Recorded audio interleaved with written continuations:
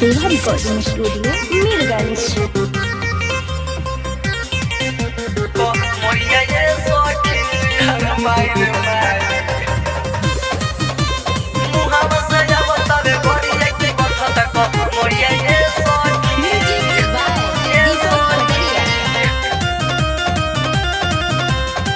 ओसन भतार मुना आ गई लागे का कही सखी ओकरा मन न भागे।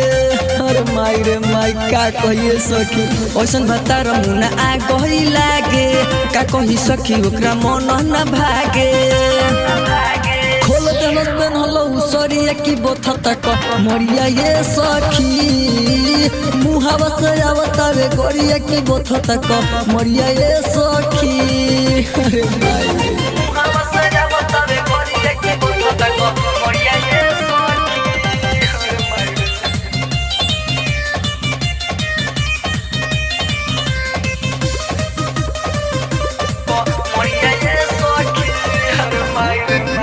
लहे लहे उठतावे सखी हो दरदिया काम नहीं करे हम छापी तो हरदिया।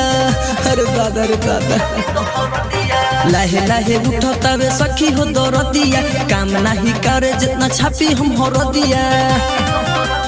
दिहल से ऐसन दरदिया की बथा तक मरिया ये सखी मुहावा से आवतावे गोरिया की बथा तक मरिया ये सखी। अरे माई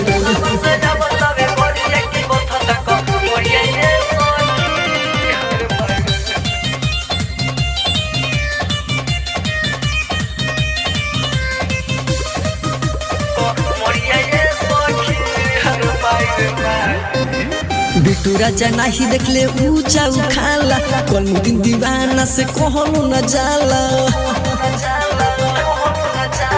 बिनी तई परबु न देखले उखाला सलमुद्दीन अबदुल से कहलो न जाला।